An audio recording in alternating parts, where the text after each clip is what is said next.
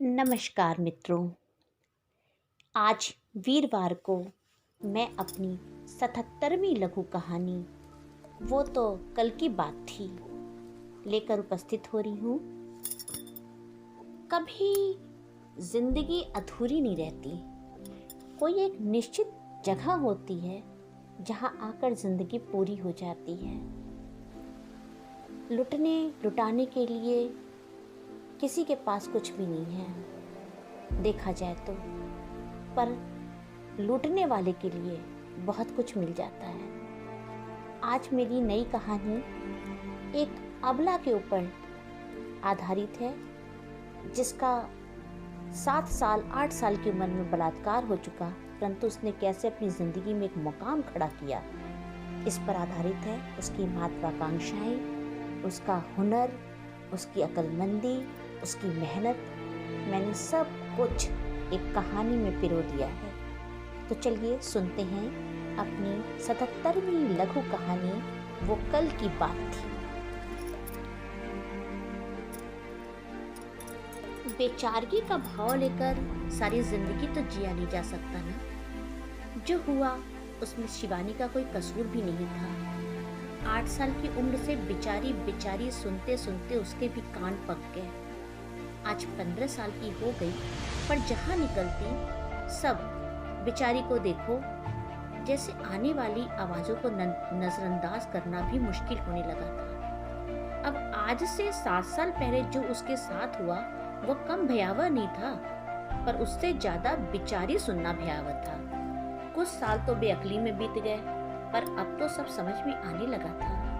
कई बार वो शोरूम के बाहर लगे जनाना बूतों के आगे खड़े होकर अपने शरीर मिलाती, पर कहीं से कोई अंग भंग नहीं दिखता। फिर इस अनदेखी चीज को बिना देखे कैसे लोगों ने अपनी धारणा बना ली कि शिवानी अब पवित्र हो चुकी है।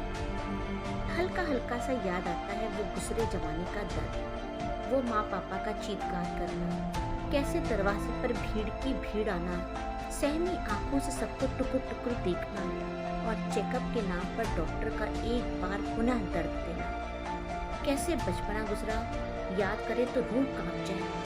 माँ पापा तो पत्थर के हो गए। बहुत लोगों ने ढांढस बंधाया, कईयों ने आजीवन रहन सहन के बंदोबस्त का वचन दिया, पर कहाँ है सब। अब तो बस दर्द है, दिल में टीस है। शिवानी चाह कर भी नहीं भूल सकी वो हृदय विदारक घटना।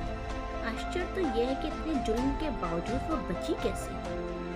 माँ के मुंह भोले भाई अक्सर ही धमक आते थे, कभी टॉफी कभी बिस्कुट, सब बहुत अच्छा लगता था उसे। उनका आना भी घुल मिल तो इतना गए जैसे दूध में शक्कर। कहीं भी जाना हो शिवानी साथ। एक काली शाम साइकिल पर बिठाकर शहर से कुछ दूर ले गए। लौटने में ज्यादा घनी शाम हो गई और फिर झाड़ियों के बीच मामा ने रिश्ते भुला दिए। कुछ समझ में क्या आता, बस दर्द ही दर्द। घर आने पर कोहराम मच गया। पापा और पड़ोसियों ने बहुत मारा मामा को, केस बने, हाथ पैर टूटे, पर शिवानी दर्द से तड़पती रही। अब तो बस दया ही दया सब जगह बिन मांगे मिल जाती थी। पड़ोस की राधा चाची ने हौसला दिया पढ़ने का, खुद भी मेहनत करके शिवानी को ट्यूशन देने लगी। मेहनत की तो रंग लाएगी ही। शिवानी क्लास दर क्लास निकलने लगी। पिछला दुख कुछ कम होने लगा।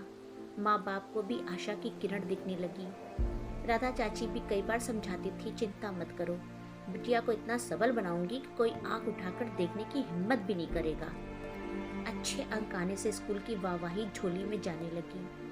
अध्यापिकाओं की सारी आशाएं इस बार 10वीं के पेपर में प्रथम आने की थी। राधा चाची का साथ और मेहनत कुछ और ही करने को प्रेरित कर रही थी। सभी पेपर्स अच्छे हुए। आशा थी कि नंबर अच्छे ही आएंगे। रिजल्ट का दिन भी आ गया। सुबह राधा चाची बड़ी जोर जोर से दरवाजा पीट रही थी। अनहोनी तो शिवानी के घर का रास्ता भूलती ही नहीं थी।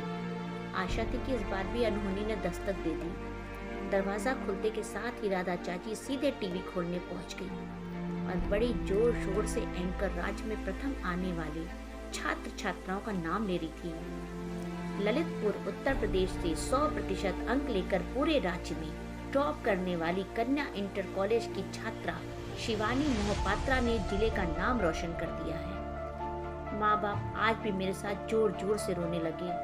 पड़ोसियों को फिर आशंका हो चुकी थी शिवानी के लुटने की। डीएम साहब, विधायक, स्थानीय पार्षद का मेला लग रहा था फिर एक बार, पर शिवानी के लुटने पर नहीं बल्कि सबको लूट लेने पर। धन्यवाद। मेरे मित्रों, मेरी ये नई कहानी आपको अवश्य पसंद आई होगी। शिवानी की महत्वाकांक्षा, उसकी मेहनत ने उसके ऊपर जो हादसा हुआ उसको ढका। इस तरह से बहुत सारी हमारे समाज में बच्चियां हैं जिनके साथ ऐसे हादसे होते हैं। उनको बेचारी की नज़र से मत देखिए, उनका साथ दीजिए, उनका मनोबल बढ़ाइए और उनको कुछ कर गुजरने की उनके अंदर तमन्ना पैदा कीजिए। मेरी प्रत्येक कहानी आप लोग को बहुत पसंद आ रही है, ये मैं जानती हूँ, पर कहानी पसंद आने के लिए आपको मेरे चैनल को सब्सक्राइब करना होगा, जो आप ज़रूर कीजिए। और मेरे चैनल को लाइक और शेयर भी करिएगा।